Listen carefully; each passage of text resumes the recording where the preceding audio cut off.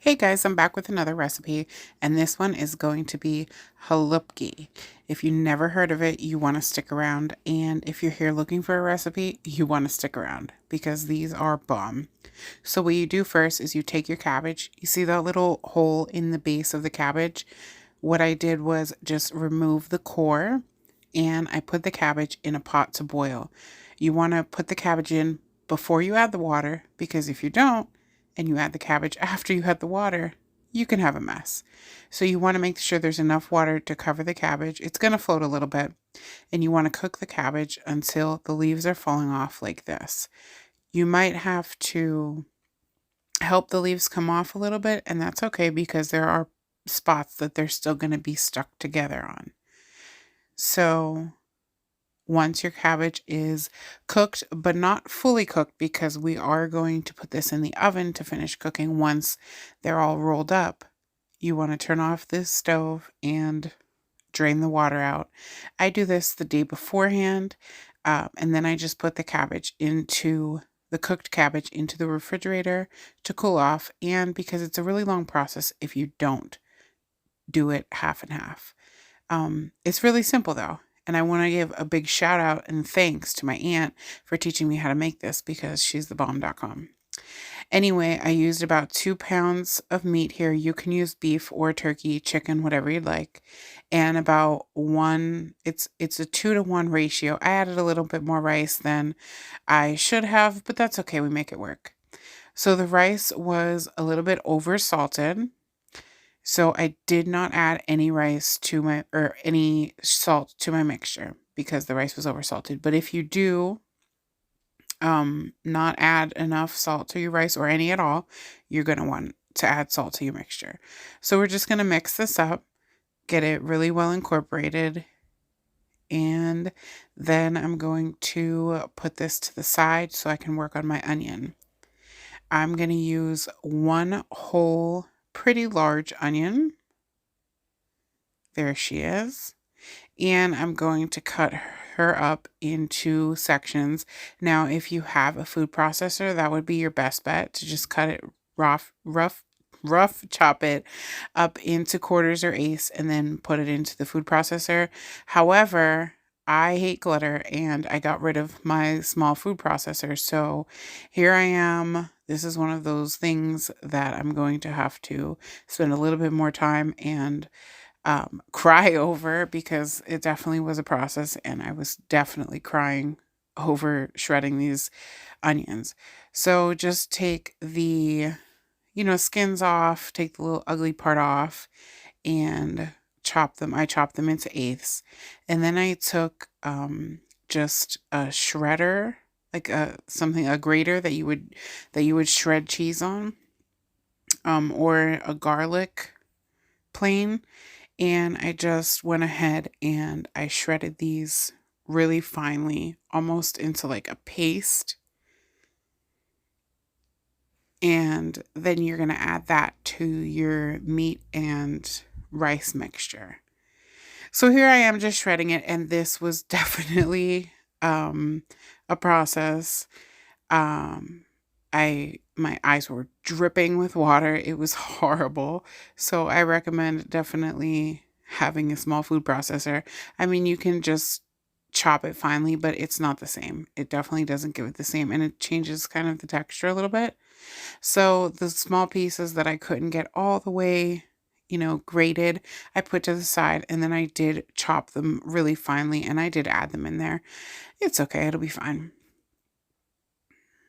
So this is definitely, like I said, something that you're going to want to do over 2 days, because you do have to also cook the rice. The rice isn't raw. The meat is raw. The meat goes in raw, but the rice does not go in raw. So you want the rice to be kind of cooled down when you're working with it, because otherwise, clearly, you're going to burn your hands.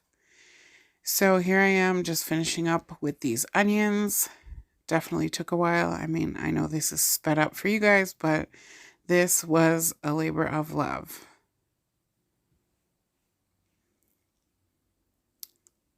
So once you're done grating all of your onions up. You're going to just add them to your bowl with your meat and rice mixture. Make sure you get all of the juices in there as well. And then you're going to want to add 2 eggs. Now, apparently, if you're going to, make a bigger batch of this, because my cabbage was a fairly small cabbage.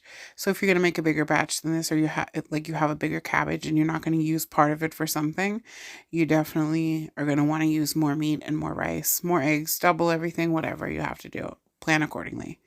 So now I put in about, I'm going to say 2 teaspoons of pepper. And I'm going to start working on my cabbage. Now, my cabbage was in the refrigerator overnight, so it is cooled off. So what you're going to want to do is take your whole leaves, and the spine is what I call it, of the cabbage. You're going to want to remove that, but not cut all the way through. If you cut all the way through, it's going to, when you roll them up, all the filling is going to come out, and when they bake, they're going to explode. So you want to make sure that you get it as flat as possible. You can feel it. When you feel it with your thumb, you can feel if there's any, lumps or if it's not completely flat. You want to get it as flat as possible. It is a little bit tedious, but it's definitely worth it, because if you don't get this off, you could totally do it without taking the spine off, but if you don't take it off, it's really chewy and it's just not a pleasant time. So take the extra time. If you're going to take the time to roll these and make this, and it's very simple, but it's a little time consuming. So if you're going to take the time to make them, definitely take the spine out of there. So that's what I'm doing here. And even the small, if you have a really large cabbage, the outside leaves, the ones that are really, really big, you can't roll those into Halupki because they're too big. So you're going to want to take the really, really big leaves, which I didn't really have any because this, like I said, was a small cabbage, and the really, really small leaves. And you're going to want to line the bottom of your pan with those, because if they scorch at all in the oven, it'll be those bottom leaves that'll scorch, and not it's like a protectant layer. It's going to be the bottom leaves that scorch and not the actual Halupki themselves. So even the leaves that you put as the protectant layer, you're going to want to cut the spine out of those too, because they're totally edible. And they're going to be in all that sauce. Just do it. Just do it. Trust me. So once all of the spines are off and the pan is layered with the leaves, I'm just going to mix up my mixture here, get it well incorporated, and then we're going to start rolling our Halupkis. So it's kind of just by eyeball. You want to put enough in there, maybe about 2 small meatball sizes. You're going to want to give it a roll forward and then roll the 2 sides in, kind of like if you were rolling a burrito.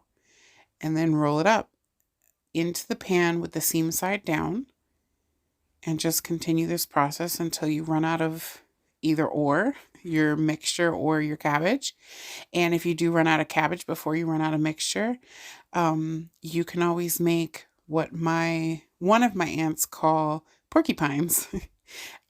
So what she does is just take the mixture and roll them into kind of that log shape and put them in the pan with the sauce and everything else.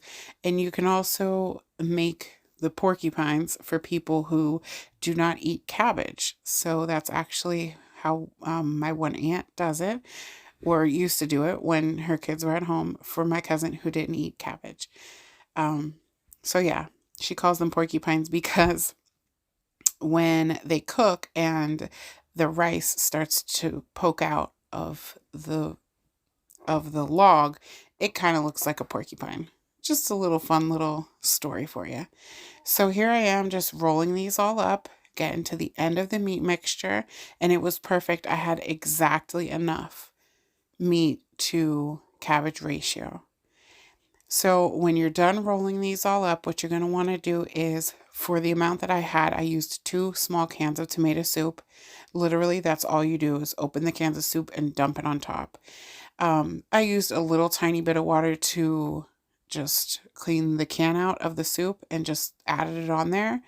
And then once you have that all on there, you want to kind of use a knife and lift up the sides of the halupki so that the soup can get underneath so it doesn't overflow in the oven.